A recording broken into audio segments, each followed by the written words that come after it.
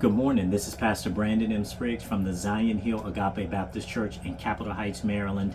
This is your morning message in 5 minutes. Now, I know that this is a word for you because Monday and Tuesday, there was so much that stood in my way from trying to get this message out to you as a part of our morning devotional that I know this has got to be powerful. So please pause right where you are and listen at this. We're talking from Mark chapter 6. And in Mark chapter 6, the disciples are in a boat on the Sea of Galilee. Jesus is on the shore and there's a storm that rises. And though we may have never been in a ship during a storm on the Sea of Galilee, we all get into storms from time to time. And when we do, we can count on Jesus to come to our rescue as he did for the 12 men in the boat. Now, when Jesus arrived at the boat, he addressed 3 areas of their life that were of great concern for the disciples. And as he did, he was able to replace their fear with peace. And I think it's important that we operate from a place of peace, especially in this present season,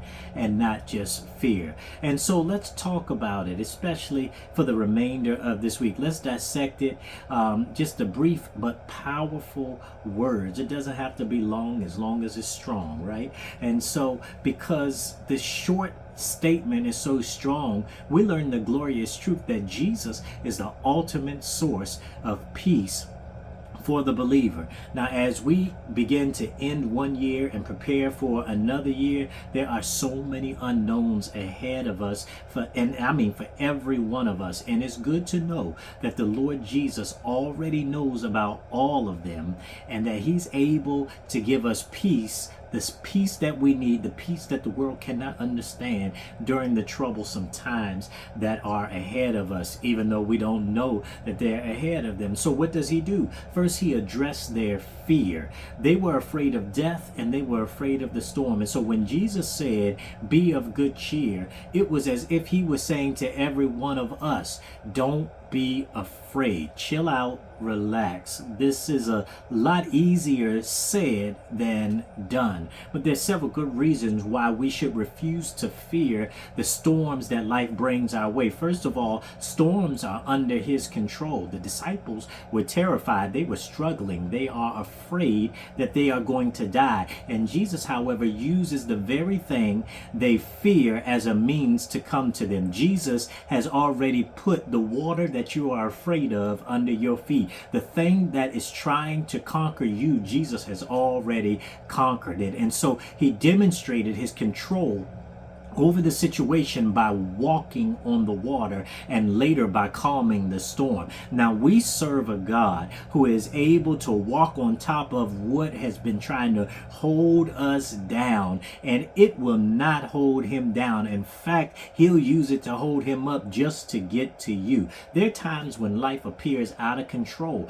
but let me remind you that every child of God, and I assume that's you, that Jesus is still in control of your life if you made him Lord of your life. He's still walking on the waves of the storm seas of life, and he has the power to calm those waves and his will. And therefore, he's absolutely worthy of our trust and of our faith. But then also know that storms are part of his plan for our lives, because the disciples were out there in a boat in the middle of the storm simply because they were in the will of God. They were in the storm because Jesus sent them there. Now, there's 2 things to remember during any storm of life. 1, God knows where we are and what we're facing. And 2, God allows what he does for our good and for his glory. I don't know how it's going to turn out. I can't see it. You can't see it. You don't know, but it's going to work out for your good before his glory. This has been Pastor Brandon M. Spriggs